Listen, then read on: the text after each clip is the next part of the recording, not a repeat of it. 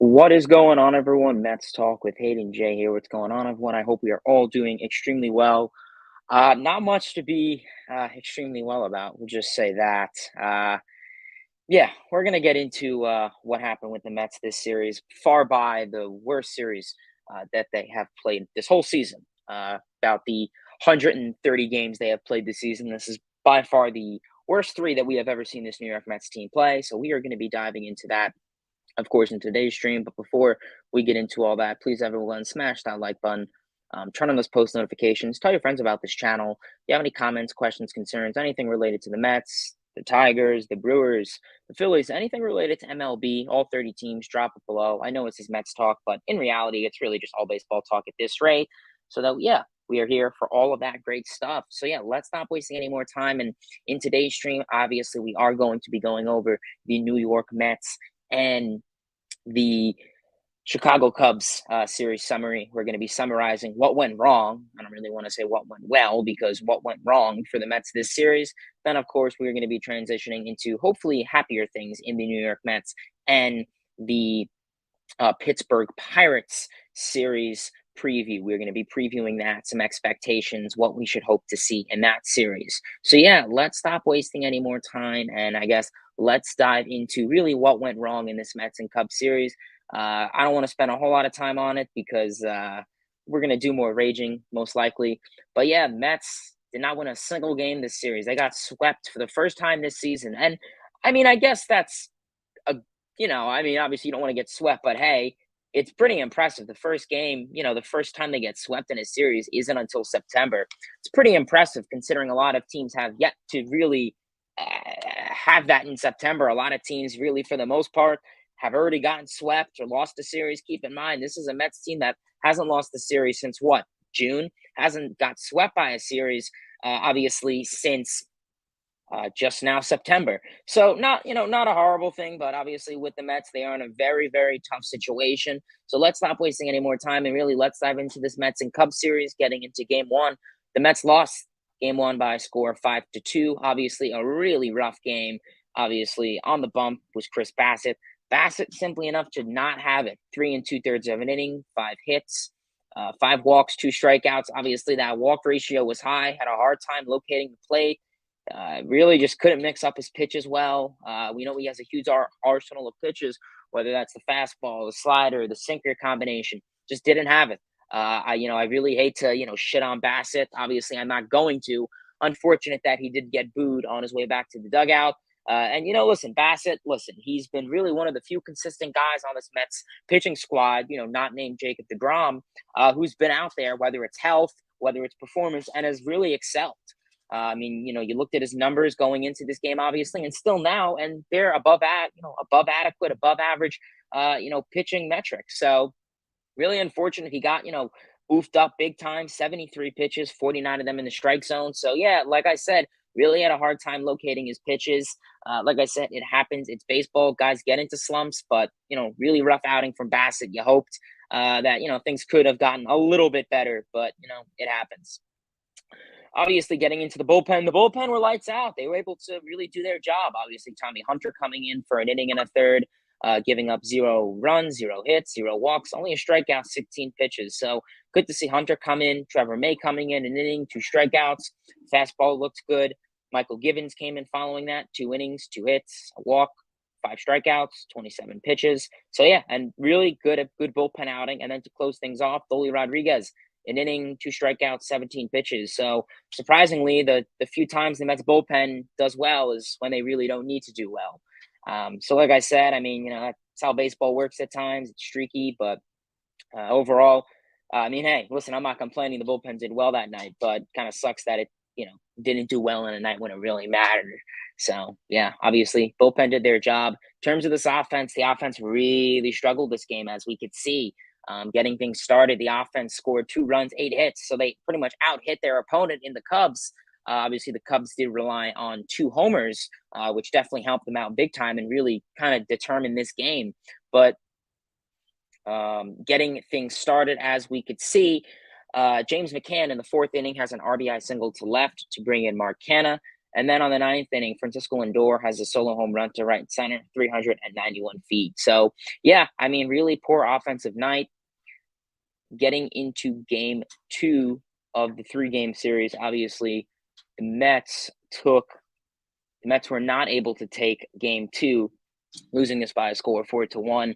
Obviously, you had DeGrom on the bump, and obviously going into this game, you were excited. Who doesn't love to have DeGrom on the bump? Usually, it's an automatic win in terms of his pitching. We know in the past that really DeGrom and run support has kind of been an oxymoron. It's been something that has not been on DeGrom's side, and it really was not on his side that night. Obviously, getting into it, DeGrom had, I'd say he had a decent outing. Obviously, the run support was not a benefit. Getting things started, 6 innings, 5 hits, 3 runs, 10 strikeouts. I mean, 3 runs from DeGrom is something you usually don't see. Usually it's 1 or 2, but hey, 3 runs is what it took to, really, I guess, get the Mets at all. It's more so 2 runs, if anything. 96 pitches, 72 of those were in the strike zone.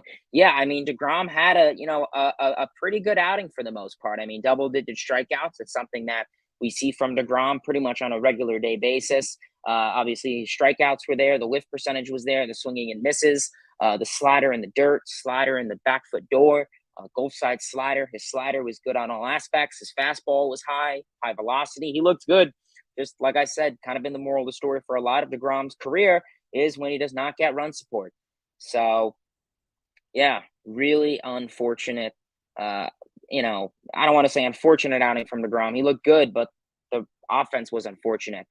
Obviously, Seth Lugo came into relief, an inning, a hit, a run, 2 strikeouts. Definitely an unfortunate run to give up there.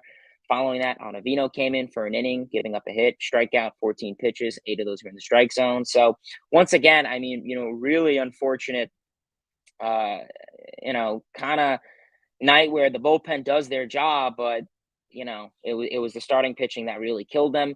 And then Edwin Diaz comes in for an inning, giving up 2 hits and 3 strikeouts, 18 pitches, 13 of those are in the strike zone. I mean, it's been forever since Edwin Diaz has pitched. Fun fact: DeGrom and Edwin Diaz, when they pitched in the same game, were 27-0 coming into this. Now 27-1, which is mind-boggling to think about. But yeah, I mean, Edwin Diaz, I mean, he has not been talked about much recently because he hasn't really been given an opportunity to come into games and close them out. Whether that's having a big enough lead, or just really, yeah, anything in general. So I mean, Diaz, you get worried he's having a phenomenal season and he's simply enough not getting really any major opportunities to show his dominance, because the Mets are simply enough just not winning games, or they are winning games. It's 10-run leads like the games in Miami and Pittsburgh. So yeah, like I said, pitching, did a fair job, but once again, the offense did not show up. Obviously, only 1 run, 4 hits. Obviously, that only run was literally in the 9th inning when Pete Alonso had a solo home run to center, 443 feet. So good to see Alonso with some run creation, but the Mets were not able to rally in the 9th. They had an attempt, but yeah, like I said, offense killed them. Getting into game 2 and the final game of this 3-game set, the Mets lost it by a score of 6-3. David Peterson on the bump, and Peterson with by far one of his worst outings of his career. You really feel for this guy. Obviously, David Peterson only going 1/3 of an inning. That's right. He was only able to retire one batter. I mean, that is just absolutely really unfortunate to see. 2 hits, 5 runs, 3 walks, a strikeout. I mean, you saw how it started off. He literally walked the first 3 batters to keep the bases loaded with no outs. And then immediately then, as soon as Peterson walked the first 2, his command is not there. And that's been something that's been a concern for Peterson is his command of the zone. His slider was not there. His velocity wasn't really there. His fastball wasn't there. He was not getting any swinging and misses. The Cubs lineup was being very selective and they were not chasing. And simply enough, he just wasn't locating at all. Peterson was not able to locate any of his pitches. And that's simply enough what killed in this game. And simply enough, as you saw it, 5 runs or 6 runs, 5 of those were earned by Peterson in the first inning. It's a really hard to get out of that and really build on top of that. Obviously, we've seen that multiple times with the Mets and Phillies, Mets and Giants. We've seen it, but now with the offense struggling and the Mets really, meetings, trying to have a sense of urgency, it just wasn't the Mets' night. So Peterson looked horrible. I mean, should you have used Trevor Williams? Because Williams came in following that 4 1/3 of an inning, 4 hits, a run, a walk, 8 strikeouts, 83 pitches. I mean, should you have really just started Williams at this rate? Should you have went with the right-hander? Doesn't make a difference if it's lefty or righty. You should have went with the right-hander because we've been seeing Williams coming into relief and also coming into starting games to open them, and he's been phenomenal. Obviously, this broke his scoreless inning streak of 24 by giving up this run here. But for the most part, he has been phenomenal. He really has. He's coming into bullpen outings. He's been lights out. So, I mean, you really should have used Williams, and you paid the price. And, I really hate to bash on David Peterson. I've always been a big guy on David Peterson, but right now I think it's really rough to make a case for David Peterson having back-to-back really rough starts with locating in the zone, getting taken out in the 3rd or 4th inning. It's really hard to make a case for David Peterson. And, I think most of you guys would agree. I think it's time for Trevor Williams to start over David Peterson. So we'll see. Following that, Trevor May came in, clean outing. Alex Claudio came in, clean outing. And Michael Givens came in, clean outing. So, yeah, like I said, bullpen was good. It was the starting pitching that killed them, and that's been the moral of the story for this whole, really for this, whole series. The bullpen did their job. It was just the starting pitching that gave up the runs, and their bats were not able to back them up. And let's get into the offense. Obviously, definitely an excruciating game offensively. You scored 3 runs, 8 hits, but it was not enough. Obviously, getting into it in the 3rd inning, Tomas Nido had a solo home run to center, 405 feet. Heading on into the 5th inning, Eduardo Escobar scored out an error. Brandon Nimmo was safe at first. So, yeah. And then in the 8th inning for the final run of this game, Pete Alonso, once again, with the solo home run to center, 412 feet for his 35th on the season. Yeah, like I said, offense really, really struggled. At one point, you were 0-10 with runners in scoring position in this game itself. And that was in the 5th inning. So, I mean, you're seeing these games where this team is getting, 8, 9 hits. Walking, 2, 3 batters, and you're only driving in, 2, 3 runs. We saw it last year and we saw it a little bit early in the season, this team not being able to hit with runners in scoring position and not, being able to hit with 2 outs. And right now you are seeing that once again. The double plays is what slaughtered this team. The double plays slaughtered the Mets this series. I mean, there were so many opportunities where the Mets went into an inning, and you had a runner on first pitch, batter swings, double play, 2 outs. And it kills the rally. Simply enough, the Mets have had multiple times where they had a rally going and they had high morale with 2 outs, but now it's been really hard for this team to, get into those rallies, get into being clutch. And you look at this lineup, the top of this lineup is not doing the job. Ironically, it's the bottom of the lineup that's hitting. It's your catchers. It's guys like Escobar that are hitting. Where early in the season, it was the, 1 through 5, 1 through 6 that was hitting. And, 6, 7, 8, 9 were dead ducks. Now it's been the opposite. So, right now it's tough. It really is. This was by far the worst series that we saw from the Mets this season. By far. You got swept by the Chicago Cubs. I think that is really embarrassing. I mean, saw it on Twitter. There's a difference between a bad game and getting embarrassed. This was an embarrassing game. I mean, simply enough, you lose to one of the worst teams in baseball. You get swept. You make, Adrian Sampson and the Cubs bullpen look like Cy Young pitchers when in reality, they have one of the worst pitching staffs in the league right now. Just really, really, really an unfortunate series. Simply enough. Just by far a horrible series. There's just no other way to say it. I mean, sucks, really does. Going into the series, like I said, you had high morale on the stream. I was saying, can the Mets take 3 of 3, take 2 of 3? Yet we were going into 24 hours ago yesterday saying, can they even take one? And that was just not the case. Obviously, yeah, just really unfortunate game. The double plays slaughtered them. Yeah, double plays slaughtered them. I mean, we were not seeing selective at bats. This team was not patient during any at bats, constantly swinging on the first pitch and grounding out or getting a sac fly or whatever. Take pitches. We were seeing these guys, Samson and the rest of these Cubs starters. Had a pitch count of 50, and in the fourth, fifth inning. Where, I know the Mets in the past, a week ago, 2 weeks ago, were phenomenal with making pitchers pitch count get high and working pitchers in counts. But we weren't seeing that. Well, I mean, it's hard, when your leadoff guy, Nimmo, was going 0 for 4 and 0 for 5. So overall, a really unfortunate series. I mean, really unfortunate series, but you know what? You move on. And I guess going on to the next, we'll talk about the Mets and Pirates. And then I kind of just want to go over the Mets slump because Mets Twitter is, how it is. So, yeah, obviously, Mets are playing 4 games against the Pirates. You're hoping that things definitely do change, for both, really for the Mets, obviously.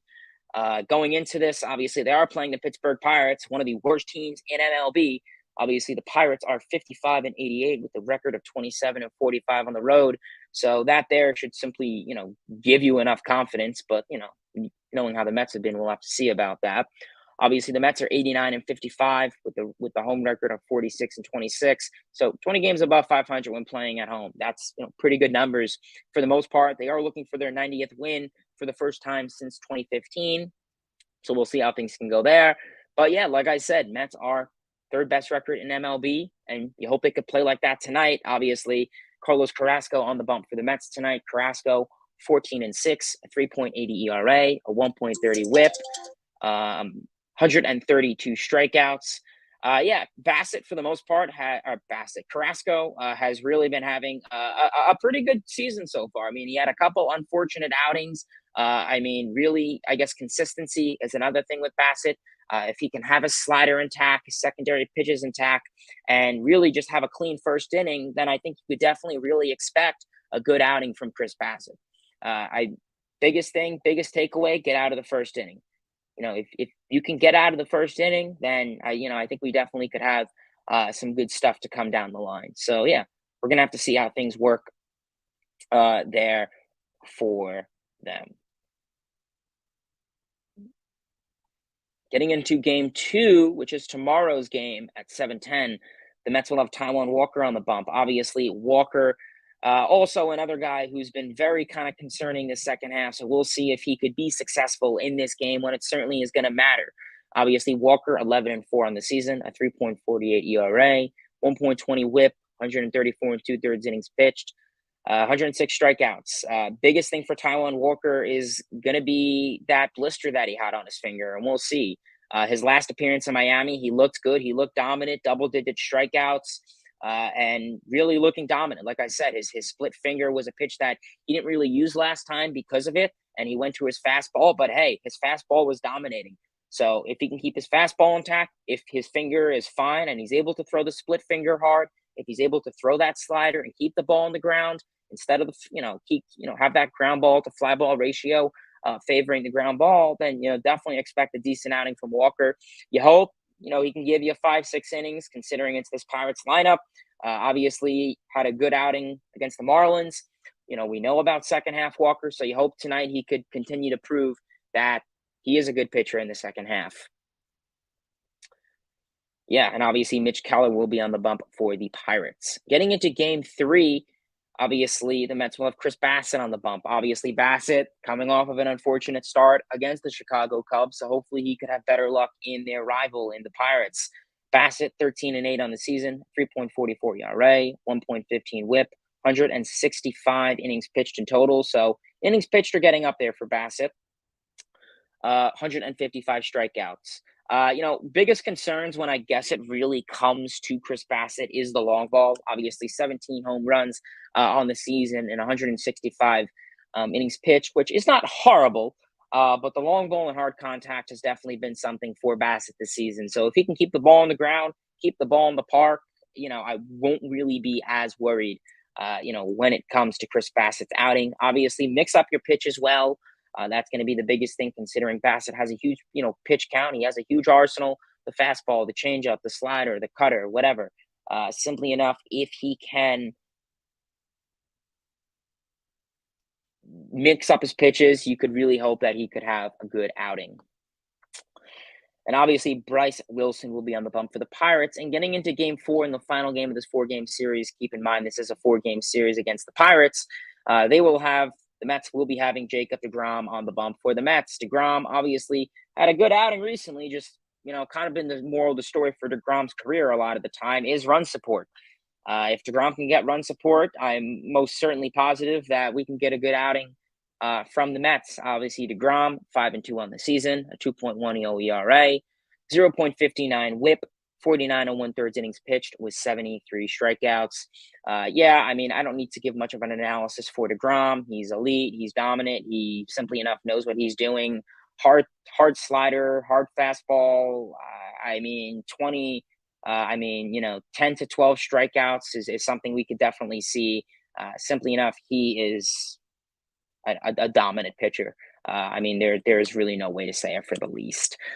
Now that is obviously the Mets going into the Pirates. They're playing a 4-game series. Being completely honest, you really hope that they can try and take 3 of 4. If let's be realistic, I think if the Mets sweep the 4-game series, I think a lot of Mets fans, this Cubs-Mets series will go back, pretty much the back of everyone's mind, and they will be forgetting about it. You'd like to win 4 games here, make your record 93 wins. That would be nice. Take 3 of 4. I'll be happy. Even if you split it, it's not losing. Would I be upset? Yes. Will I be happy? Yes. Kind of a mix considering, how the Mets have been playing lately. Like I said, right now, going into this series, I think the biggest concern has to be this Mets offense. It really has to be. And I get it. They're getting on base a lot. They're drawing their fair share amount of walks. They're getting hit by pitches when it, is needed. Simply enough, they're getting hits. But, when you have guys and runners in scoring position, they're just not driving them in. And that was the moral of the story for this Mets team last year. And it's what's killing them now. They're not driving them in. We're seeing, bases loaded with no outs, and they're not driving in a single runner. It's really unfortunate. It really sucks. So, we're going to have to see how the Mets go. This is what I see. And we're going to go on, a 2 to 5 minute little tangent rant. We'll keep, I'll give a negative and then I'll give a positive. This is simply enough what I say.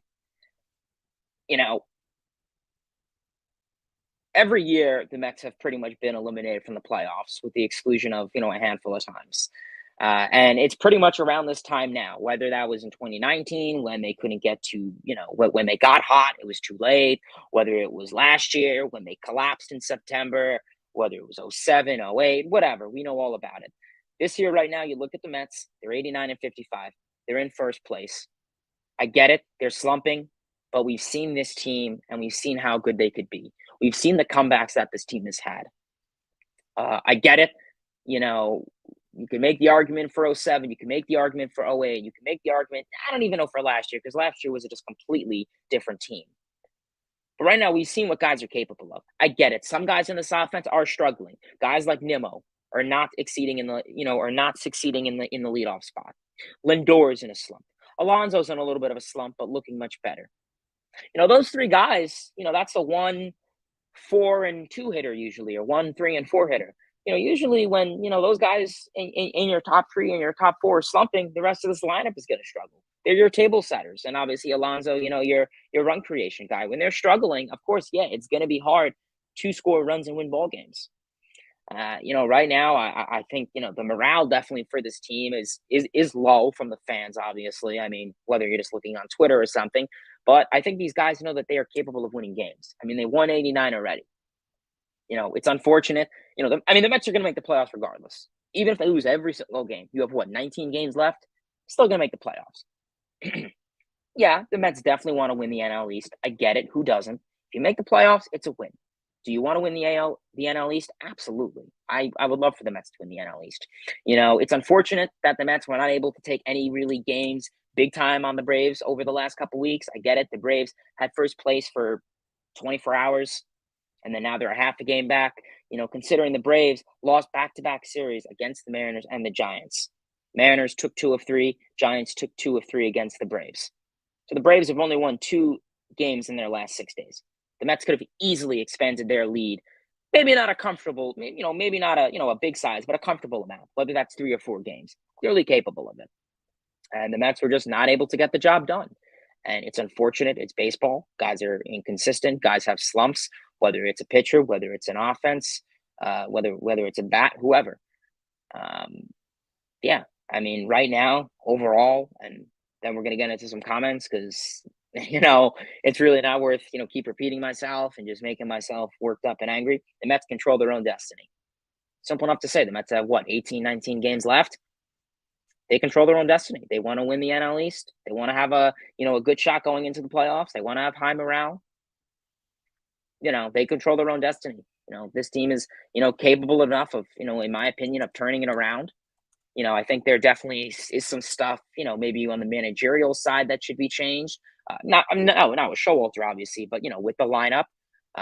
Simply enough, seeing some guys like Ruff starting, Vogelbach batting fifth, stuff like that is a no go. You want to break up your, you want to get out of this little, week and a half slump that you have. You need to make some changes. And simply enough, I think that should start with the lineup. And you look at guys like Vogelbach, like Ruff, like Naquin. We'll talk about the trade deadline for a minute, and then we'll get into the comments. This trade deadline was by far horrible. I mean, I really liked Billy Epler going into the season. I really did. I mean, he had a phenomenal offseason, obviously acquiring Scherzer, Bassett. There's no complaints there. Really no complaints there. Going into this deadline, I mean, we were talking about guys like Josh Bell, Juan Soto, Luis Castillo, whoever. And, in the reality, the Mets ended with Michael Givens, Tyler Naquin, Darren Ruff, and Daniel Vogelbach. Givens was horrible at first. But then with the bats, Naquin, Vogelbach, and Ruff played well the first week and a half, 2 weeks.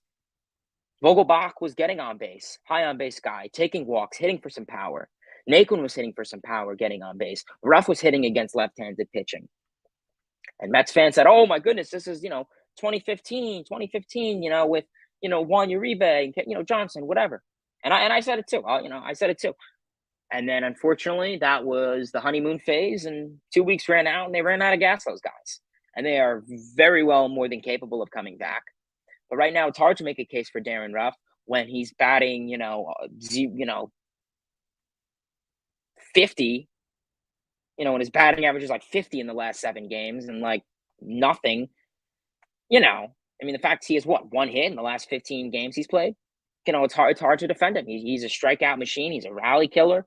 Daniel Vogelbach, strikeout machine. I mean, I don't know what it is with Vogelbach. If it's that, I think it was something with his right leg. If he needs to go on the IL for that, clearly showing it.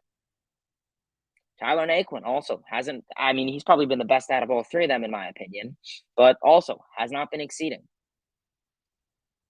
It really sucks with this lineup. You had the perfect opportunity to go out there and get those guys that I named. And maybe by acquiring some of those guys, those big name guys, could have helped this lineup right now when guys like Alonso, Lindor, Nimmo, whoever are struggling because they could pick up. So I get it. Someone had said in the comment section, and once I get to it, I'll give you credit. But, Billy Epler made little to no moves at the deadline that were going to help this team long term. And the consequences are, coming. We're starting to see, the consequences of that. So it sucks. I get it. And listen, I know I've been negative, but let's be positive. Ruff, Vogelbach, and Naquin can clearly turn it around. Escobar is turning it around now. And 95% of his season was horrible. Hopefully, those guys are capable of that. I really am. Givens is starting to turn it around. I think his last 5 6 innings pitch has been phenomenal. So we'll see. But it's hard to defend Epler, obviously. Simply enough when you look at how the Mets are playing. People are going to blame Eric Chavez. People are going to blame Buck Showalter. People are going to blame Francisco Lindor. People are going to blame the security guard at Citi Field. There's a scapegoat for everything. So yeah, like I said, we'll see how it goes. Who knows? Maybe I have no idea what I'm talking about. But when it comes to the Mets, 18 more games to play. Simply enough, they control their own destiny. That's all I'm going to say. This team is capable of how it goes. They're in a slump, and I would much rather this team have a slump, in April and May than in September when these games really matter the most. So we're gonna have to see how things go. But let's get into some of your guys' comments. Gio, Seth, Karen, Alex, what's going on, guys? Trey, Alex, Ibindosh, Jed, Jack, Peter, what's going on, guys? Kobe, he says, hey, Hayden, how are you? Rough series against the Cubs, onto the Pirates. Yeah, that's all we could do. Cal's also kind of saying something similar to that. Yeah, pretty much. Davis, Cubs fandom, GG, man. Yeah, Peter, there it is. Peter says Billy Epler made little to no moves on August 2nd, and the consequences are showing. And yeah, I can't happen to disagree with you on that. It's true. Epler, made the moves he did, thinking it would be a good move, and yeah, now we're really seeing it. It was great for the 2 weeks when those guys were succeeding and playing well at the plate, but unfortunately, they're kind of struggling with the rest of this offense, really. Trey says, what's going on? Trey says, last time Scherzer came back was when the Mets were slumping. They immediately got hot. Gonna happen again. Quote tweet. Yeah, like I said, I definitely think we can quote that. Right now, Scherzer could easily be the guy to simply enough get the Mets back into the rhythm that they're going into. So, yeah, we're really gonna have to see how things can go. You hope tonight you have Scherzer, you have a guy who is capable of helping them around this team. Obviously, not having Scherzer is simply enough unfortunate. Obviously, he is on the IL. He did pitch yesterday in Syracuse. Looks good. So hopefully he could be back his next appearance. So we'll see. Jones says Nito should be catcher every night. I said what I said. Yeah, Jones, I really got to agree with you on that. With McCann, he's I get it. He's been looking a little bit better offensively. I'll say this: catcher's offense has been much better. Obviously, fun fact on Twitter: catchers are posting a slugging percentage of .636 this September. So the catchers are hitting. McCann's hitting a little bit. Nito's hitting a little bit this September, and I'll take it. For this whole season, we saw the catching position wasn't doing jack diddly squat. And now the team's struggling, and they're the only ones that are really hitting consistently. Ironic, yes. But, really, when it comes to it, you'll take it. I really, when it comes to James McCann, we've spoken about him 1,000 times on this channel. We've spoken about what Alvarez is going to do in the future. And I get it. Nito hasn't been spoken about a whole lot, considering that, really, since his debut, 2017, 2018, he's really always been he's always been a backup catcher. That's really kind of been the case for Nito. And, now this could be his time to be a leader. We've been seeing James McCann. Obviously, his defense has been horrible lately. Obviously, there was that one game where it was against the Cubs. I think it was game 2 where everyone said it was Alonso made that error. But it was also kind of hard because you saw how McCann threw that. He kind of threw it directly down the line, right into the runner. And it was kind of hard for Alonso to grab. So like I said, we'll see. But as of right now, I think it's fair for Nito to start getting more playing time, considering one, he's hitting much better than McCann, but he's also playing a much better glove behind the plate. And I feel, so we'll see.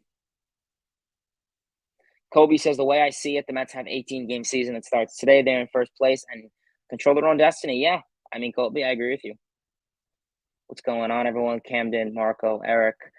Jones says, thoughts on Trey Turner? Yeah, we did see that. Obviously, I was actually looking on Twitter right beforehand, and obviously Trey Turner was speaking and saying that he would have no problem playing on the East Coast. And yeah, we're gonna have to see with Trey Turner. Obviously, he went over to Los Angeles, the Dodgers, last year in that trade with Max Scherzer. Scherzer's gone, and Turner's really the only piece in that trade that is still left. So when it comes to it right now with Trey Turner, we've heard it all. Can Trey Turner go to the Mets? We've seen it. 29 years old, prime age. Uh, you know, yeah, and right now, the Dodgers, who have Trey Turner literally says everything is at play. To quote him, when it comes to MLB free agency this offseason, as stated, he is set to hit the free agent market. And yeah, we're really going to have to see. He pretty much said, to quote him, I originally said that I wouldn't necessarily get traded to certain places. I was trying to control as much as I could because a lot of it was out of my control, Turner said. Yeah, I'm an East Coast guy. So we'll see. Obviously, with free agency, the player obviously, gets a chance to pick and control. This isn't like, Freddie Freeman's agency that determines everything. So, we'll see. I mean, Trey Turner, analysis, he's a phenomenal player. He's quietly MLB's one of their best players. He had his really big breakout year with the Nationals, just a couple years ago. Obviously, 2019 is, World Series year. It's been phenomenal. Obviously, he's a phenomenal hitter at the plate. I mean, just recently, I think this year was a second All-Star appearance, so two-time All-Star. You got that. But simply enough, the slash line. Looking at his career slash line, 305 average, 350 OBP, and of course, a 488 slugging. Obviously, with 20 home runs and 24 stolen bases in 140 games. So yeah, these are obviously his stats this season. My apologies; those are not his career stats. My bad. So yeah, obviously, I mean, the stolen bases factor is huge. He's a great guy that offers speed, his athleticism, and I mean, simply enough, his sprint speed on the base paths is something that really offers a lot. He's a great defender. I mean, you could put him at short, you could put him at second. Who knows? Maybe in this case, you could even put him in an outfield role, a center field spot, considering how much speed he has and how good he is with the glove. So we'll see. I mean, could the Mets go after him? It's a possibility. We know that guys like Nimmo are going to be hitting free agency this year. So, we'll see how things can go there. Turner, I mean, right now, there's definitely room in the lineup for him. The Mets are more than capable of making room for him, but he's a great utility player, so that always works. Marco, what's going on? He says, "What's new in Mets land?" Yeah, I mean, right now, there's definitely some stuff going in Mets land. It's been unfortunate, but we'll see how things go. Michael says Trevor Williams is greater than David Peterson. And yeah, right now, I mean, I think I have to agree with you on that. I mean, Peterson has been consistent for a lot of the season, but his last three outings have been horrible. And right now, Williams has been more consistent than Peterson. So I think that would make you go more towards Peterson. I mean, more towards Williams. And I don't care about the lefty righty difference. I know earlier this season I said a lot that I valued more Williams simply enough because of him being a lefty. But at this rate, it comes to the point where lefty, righty, whatever, you need to start winning ball games more. You're in a really tough race and you need these ball games. So right now, I agree with you. I would easily go Trevor Williams in this spot. He's been consistent. Obviously, the scoreless inning streak fortunately expired, but still phenomenal pitcher. He's been really underrated. We know that, Mets picked him up last year with Baez at the deadline, and kind of, it was more Baez was obviously, the guy to be talked about. But yeah, I mean, Williams is really an interesting piece. Camden says, without a doubt, the worst series of the year. This one stunk big time. Yeah, 100%, man. Really unfortunate. Seth says, happy that McCann and Nino are finally providing some offense. Yeah. Lane says, can the Mets call up Francisco Alvarez? Yeah, I mean, they have the option. Do I think they will? Probably not. You have to look at it with Alvarez, and we've spoken about it a lot. But looking at the Mets now, I get it. Your offense is struggling a little bit. But when it comes to it, you have 17 games left in the season. The minor league season is practically over. When it comes to McCann and AAA with Syracuse, they're in their playoff run, so whatever. But, when it comes to the Mets at the MLB level, it's really not worth calling up Alvarez this late into the season. I mean, if it was May and he had the experience now that he would have had back in May, then okay, yeah, I would have made an argument for Alvarez being called up.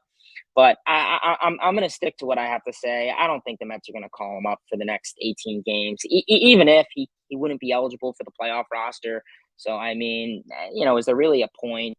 Right now, I get it. Alvarez, he's a phenomenal guy. I mean, offensively, he's, definitely been a little bit slower in AAA. He's trying to get acclimated, at AAA. His power is definitely showing. We know that when he first got called up to AAA, got into 0-2 counts. The strikeouts definitely started to show. His power numbers went down. But now he's starting to control himself in 0-2 counts, but still being an aggressive swinger, which is something you need. But his power is really starting to show up once again. Obviously, he's starting to hit for some more power, some more home runs, some more doubles. The strikeouts are going down, so hopefully Alvarez can just continue to get acclimated to AAA. So that's another reason why I don't think he should, because you don't want to get in AAA for a month and then boom, you're up at the MLB level. You want him to get acclimated to AAA, and simply enough, right now, McCann and Nito. I can't believe I'm saying this, but the last week, I mean, well, what are we? The last 2 weeks in September, they've been hitting. So I mean, right now, it's not like they're going 0 for 100. They're providing some offense. I mean, crazy enough, we've seen what 3 games, 4 games from McCann where he had 2 extra base hits, or or where McCann had like 5, 6 games in September where he had a multi-hit games. Same for Nito.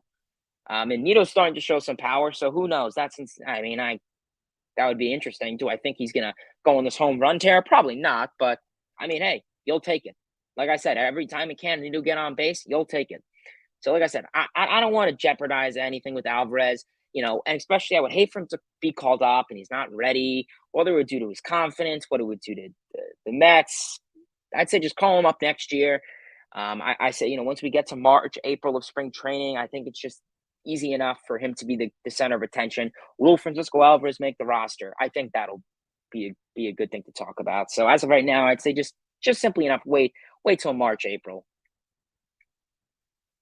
Cal says Mets got on base plenty of times this series. This team struggled with hitting and runners in scoring position and got into plenty of double plays. Yeah, I mean, that was really the moral of the story for the Mets this series. They could just not hit with runners in scoring position, and the double play slaughtered them.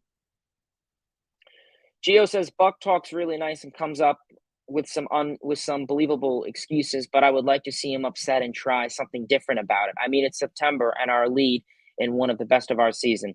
Yeah, I mean, I get it. With Showalter, his press conferences. Like I said, I don't have SNY, so I don't watch them all, but I've definitely seen a fair amount of them. And when it comes to it, I definitely think maybe Showalter needs to, get fired up and install something in these guys.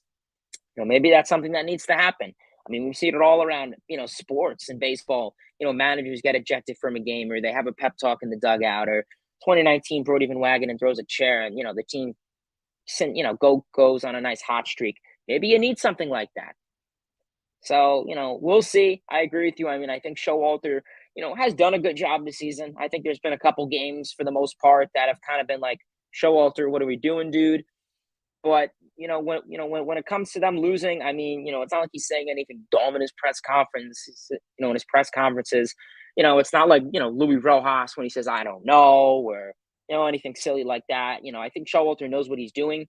It's just, I mean, he can only do so much.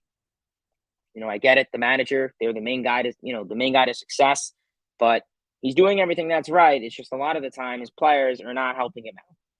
And unfortunately, it comes back to Showalter. Don't get me wrong. I think there's been numerous occasions with Showalter and the poor bullpen management, or, I don't know, putting in, Givens for 1/3 of an inning and then to put in Diaz to close it out or something like that when they have already lost the lead. Little things like that. So, we'll see.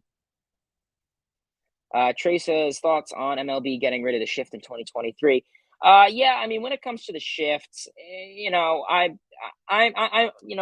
it comes to the shifts, I have some interest in it. When it comes to the shift, do I think it should be banned? No. Do I think there should be limitations? Yes.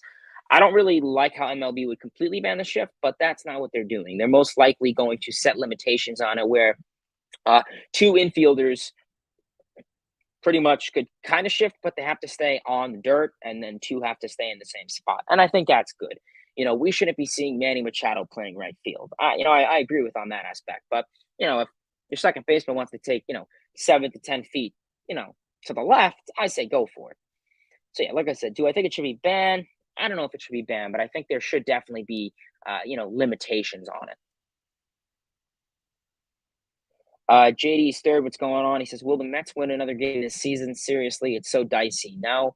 Yeah, I mean, I think the Mets will definitely win at least one more game. I mean, they have 18, 19 to go. So I think they're capable of, winning another game. But, Yeah, I mean, I understand where you're coming from, man. I mean, it's definitely been very stressful, this slump. And, like I said before, Mets control their own destiny. We'll see how things go. This is what I say when it comes to the Mets. Everyone's saying they're collapsing. And, do I think they're collapsing? I don't know if that's the proper term to use. I like the word slump or, maybe a little inconsistency. But, you look at a slump and it's kind of hard to say the Mets are slumping. And not slumping, collapsing. My apologies. It's kind of hard to say the Mets are collapsing. They're slumping, yes. Whether you want to call it a short-term collapse, whatever. I get it. Oh 07, oh 08. Yeah, I've heard about it. That's great. But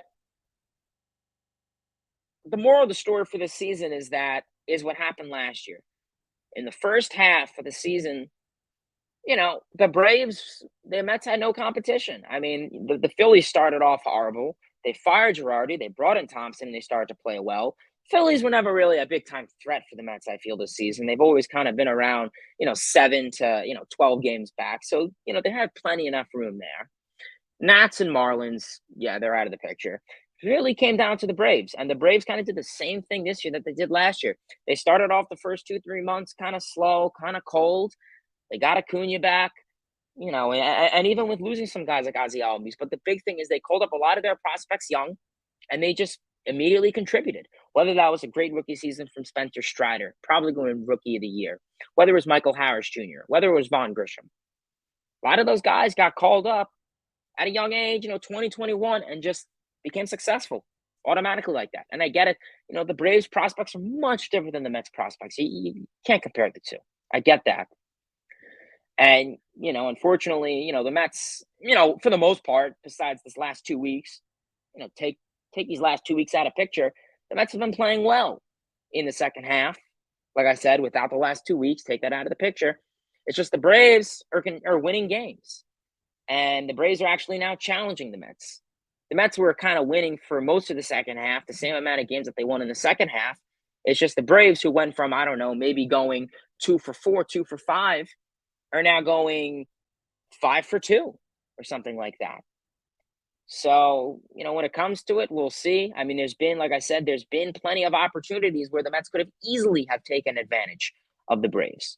Like I said, you had that series against the Nationals where they lost 2 or 3. You had this Cubs series. You could have easily, built 4 or 5 games over the Braves. And I mean, that's not, a huge lead, but it's, definitely a comfortable lead. So, like I said, I mean, really unfortunate. We'll see. I mean, I like to compare it a lot to last year's NL West. You look at the Dodgers and Giants. They were competing for the division till what? The last series. Dodgers didn't win the division. Does that mean they collapsed? No. Just they had a tough division, and that's the thing for the NL East. The Mets are going to make the playoffs. Whether, how it goes, we'll see.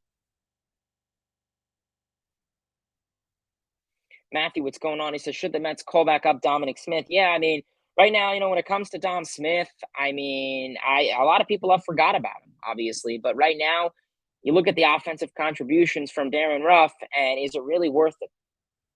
We've been seeing how he's been hitting.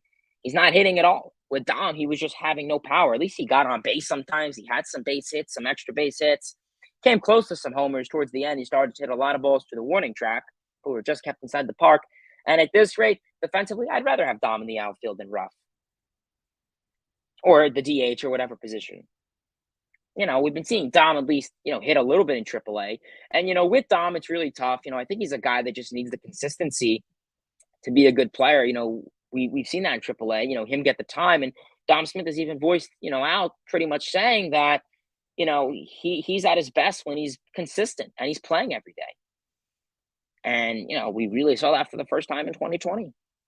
And, yeah, haven't really seen it since, unfortunately. So with Dom Smith, as of right now, considering the weak production from guys like Ruff, from guys like Vogelbach, you take what you can get, and I'd much rather him over those guys. I really would. Steven, what's going on? He says maybe they should bring back Dom. Maybe they should bring back Dom up. Yeah, I mean, at this rate, I think that's an opportunity to explore. Do I think they will? Probably not, unless, like I said, it's only 17 more games, so you only have so much time. Cameron says should yes, He should. Kobe says, will Jeff McNeil win the batting title? Yeah, we talked about it the last couple streams. It's possible. It certainly is possible for McNeil to win the batting title. And he's definitely trying to make a strong case for it, no doubt about it. Obviously, taking a look at Jeff McNeil, he has been on fire lately. He's been very consistent. He's been hot. He's really doing, his job for the most part. Obviously, looking at the MLB batting average leaders for this season, McNeil is in second, or I believe third, actually. He's in third. Obviously, Freddie Freeman in first with 329, Paul Goldschmidt in second with 324, and Jeff McNeil in third with 321, with the Ryas and Bogarts right behind him. So, right now, I think McNeil is clearly capable of surpassing both of these guys. I mean, all you really need is one or two, and 0 for 4 games from Freeman and Goldschmidt, and a game where McNeil gets at least 2 hits or a walk or whatever, and he could definitely do that. Like I said, when it comes to batting average, kind of a stat that I'm not crazy on, but I think it's just still a cool award, I guess you could say. But yeah, like I said, we'll see. I think McNeil is certainly capable of winning a batting title. I would like him to win a title. I think that'd be pretty cool. Seth says, I hope Starling Marte can come back very soon. He could be a spark to light up this offense. Yeah, like I said, another one of your table setters. When your table setters struggle, the rest of your lineup is definitely going to struggle. And that's the case for them right now. They don't have Marte. I think that we saw not having Marte, what it does to this lineup. It's rough, obviously. Marte has been a great contribution to this Mets offense. He's been one of the few consistent guys this whole season who's been providing a little bit of everything, whether it's some power, the ability to get on base, the speed. He's been able to provide a lot. And it's unfortunate he's out for a little bit. Hopefully he could return really, as soon as possible. And then you could hope for the best there, obviously. Jones says, do you think Aaron Judge will hit 61 homers this season and surpass Roger Maris? Yeah, I mean, like I said, I think it is possible. Right now, he's at what, 57? You have what, 19, 18 games left for the Yankees. I think he'll get it. I mean, he's on pace to get 65, so I think he'll probably get it. Lane says, "Do you?" Yeah, I did. I did answer that, but unfortunately, he will not be able to make the playoffs because he wouldn't be on the playoff roster. Jones says Kenna is underrated. Is the most underrated player in the entire NL. He's top 5 in on base percentage. And what's the goal of every at bat? Get on base or hitting grand slams. Yeah. Now I agree with you. I mean, Canna's another underrated guy. He's a great table setter, ability to get on base. I really have no problem with him, hitting, higher in the lineup, whether it's second or third.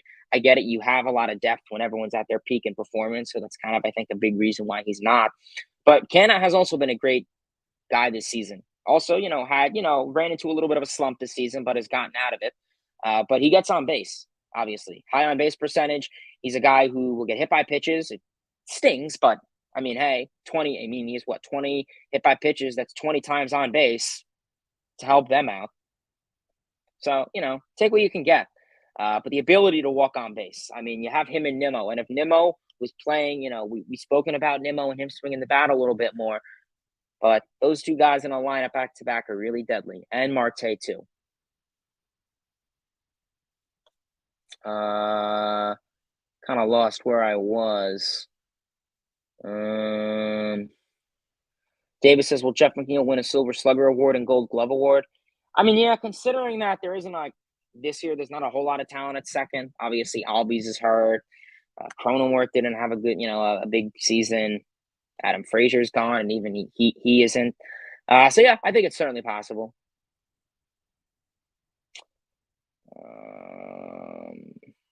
Marco says, can't wait to see the Mets finally play baseball in late October. Yeah, hopefully. Kobe says, will Francisco Lindor reach 100 RBIs this season? Yeah, he probably will. Lane says, can the Mets beat up the Pirates in 4 games? Yeah, I think it's certainly possible. I mean, I think they're definitely capable of it. Gio says, let's get win number 90. Yeah, man, hopefully they do. Let's get that number 90th win. Yeah, let's get that 90th win and surpass that 2015 record. This is a good question. Cal says, which team has been the most disappointing this season? I mean, as of right now, I'd probably say the White Sox. White Sox are a team that, I mean, obviously had high expectations going into this season, but we're just completely been destroyed by injuries, obviously from the pitching staff. Tim Anderson was sidelined constantly for injuries. Yohan Moncada, who was later went on to perfect his performance. But the injuries and the inconsistencies from your rotation and your pitching have been a big blow. Obviously, I mean, Dylan Cease is having a great season, but, injuries from Lance Lynn, injuries from Giolito, and then the inconsistencies following that have been a big blow for this White Sox team. I think La Russa definitely has a little bit of a reason to why they're not playing well. I like Tony La Russa, I really do. I mean, the only reason he's probably not getting fired is because the White Sox don't want to go through having him get fired again and admitting, being embarrassed by it. But La Russa, I just think he's out of touch with the game. I think he's out of touch with his players, the guys on his team. I don't think he's socially and, I guess up to speed with how they are. So, I mean, right now, really unfortunate for the White Sox. I mean, I get it. It's a tough division, too. The Guardians are a little bit better. Obviously, the Twins had a big bounce back year. So, we're going to have to see how things go with the White Sox in the future. But definitely, I mean, more than capable. So yeah, obviously, probably gonna call it a stream here. Like I said, definitely do appreciate you guys for tuning in.